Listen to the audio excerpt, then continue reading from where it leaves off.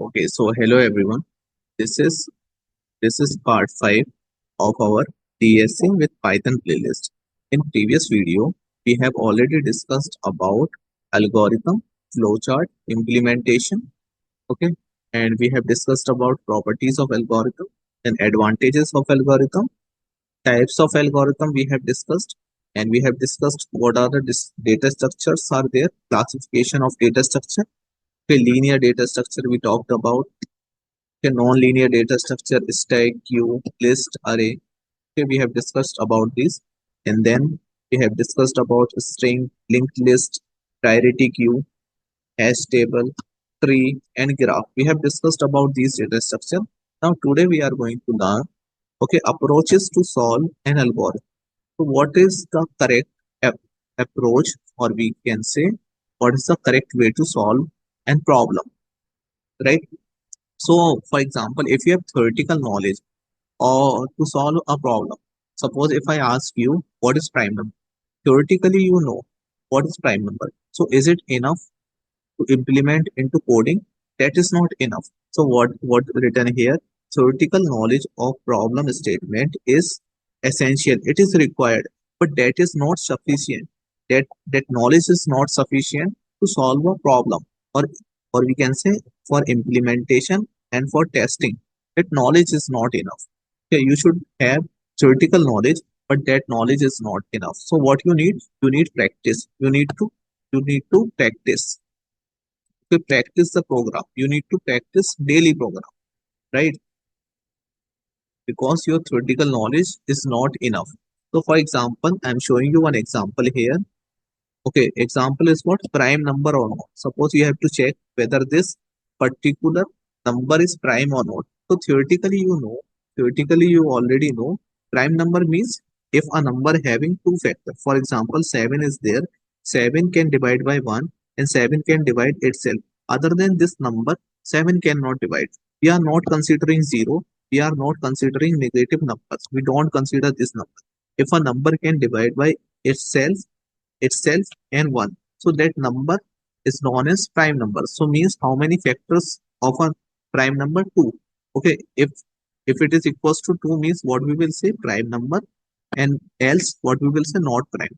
So this is what theoretical knowledge, but that is not enough. Okay, so what are the things you required in order to solve any problem statement, or in order to implement any problem statement into programming? So first you should know how to identify conditions, or we can say constraint. What are the possible conditions are there in this problem statement, and what are the constraint are there, right? And next what we have to do, we have to think idea, we have to generate idea generation is important, right? Once you know the constraint, like here we have two conditions. Okay, after that you have to think idea, like how we can implement this problem into what, into into program, into code, how we can convert this theoretical concept into code. Okay, right, after that, after idea generation, you have to select, you have to do complexity analysis. What do you mean by complexity analysis? Okay, so means, for example, there are two codes.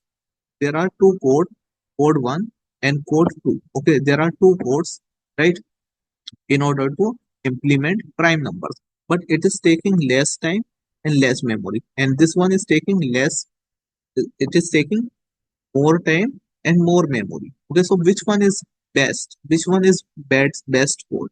This one, the code, the algorithm which is taking less time and less memory. That is what this is comes under the complexity analysis.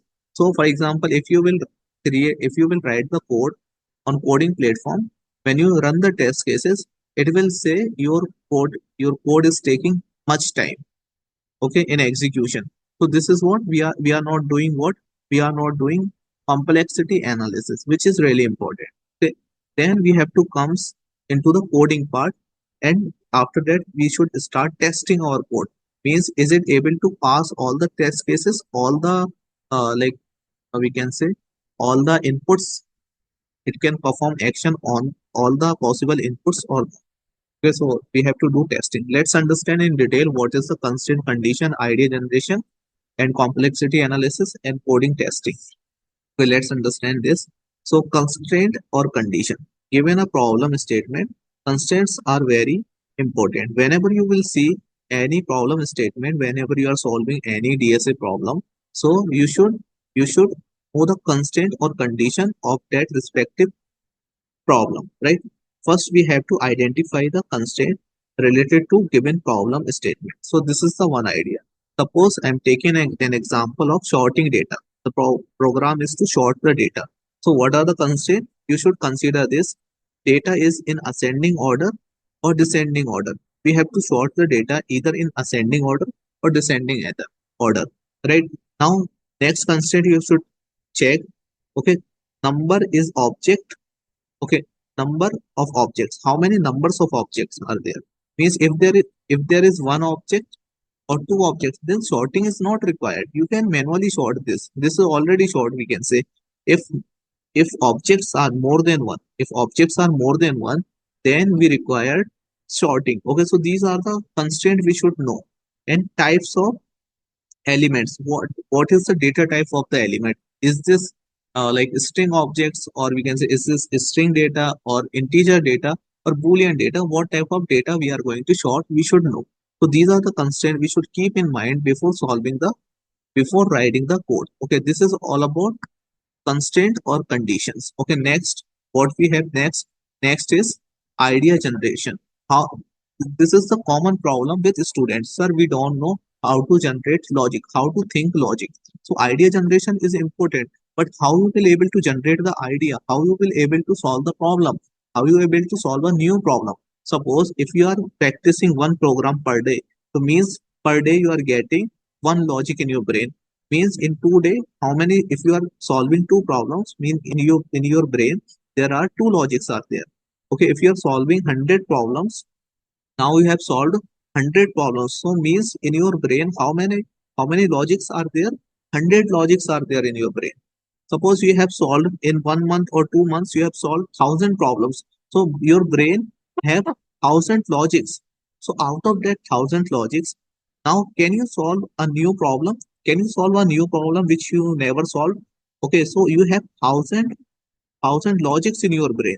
Uh, after analyzing the new problem based on this logic, can you solve a new problem? Yes, we can solve a new problem, right? So how we can think the idea?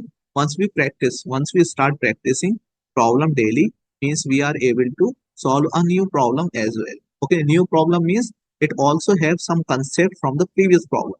Okay, so this is the thing. Okay, so what you have to do, more if you practice, you will get idea. The more you will practice, you will get idea. By practicing, you will get a pattern. Okay, if you will practice, you will get a pattern of the program. Okay, you will get the pattern of the program. If a program statement new for you, you can easily handle that unseen problem. Why? Because you have already solved so many problems.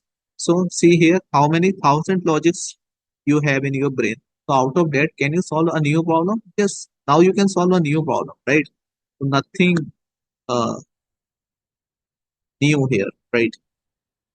So try to simplify the problem at paper and pen. Generally, what we do, we read the problem and we start writing the code. That is not the correct way. Try to simplify the problem. Okay, simplify the problem at paper and pen. Means manually try to solve the problem. After that, apply few examples. Okay, after understanding the problem, try to apply few examples which you already applied in previous problems.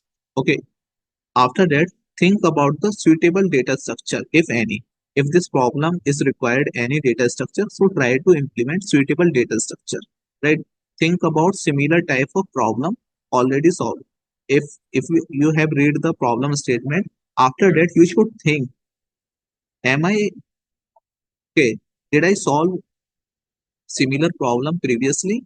If yes, then try to apply the same pattern on it. If it is solving 50% or 20%, then remaining okay, whatever remaining conditions are there, you can think later. Okay, try to solve it like 20%, 30%, and 40%, like that. Okay, by thinking previous already solved problem, right? Okay, next what we have to do, complexity analysis. Complexity analysis means which which program means like which algorithm we have to select. Find the solution for a problem is not sufficient.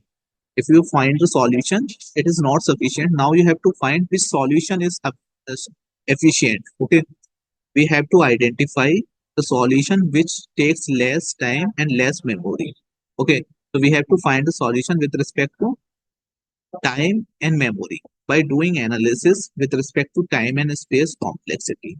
Okay, so we have to select the solution, best solution we have to select for our program. Okay, now comes to the coding part. After that, we comes onto the coding part. If you have all the above things, if you have all the above things, means what you have done so far.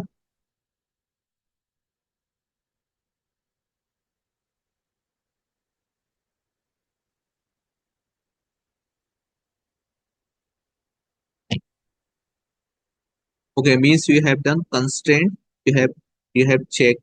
You have already checked the constraint, and you have already generated the idea, and you have done complexity analysis. Now, now which phase comes? Coding phase. Okay. Okay. So in coding phase, okay, things, if all the above things is done, then we can select any programming language. Okay.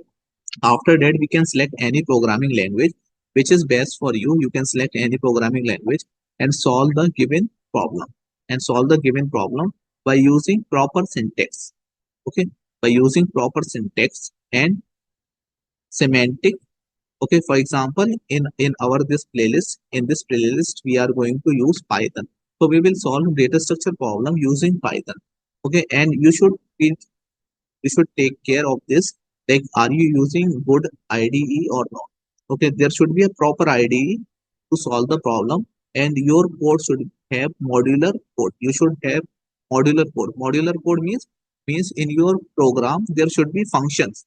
Each problem divided into functions. For example, there is a function for adding two numbers. Okay, there is another function for multiplication. It is not like in one module you are doing everything. It is not like that. You have to mod you have to divide your code into piece of modules. Okay, that is the best way to write code. Okay, after that comes into the testing phase. After completion of program, after completion of program, validation can be done. Means try to give different output, try to give large number of output, try to give string input, large number of inputs, these kind of input, try to give and try to validate. Okay, and applying various input to the implemented program. Try to different inputs, because when you execute the program, it will go through with various test cases. Okay, and test cases contain different input.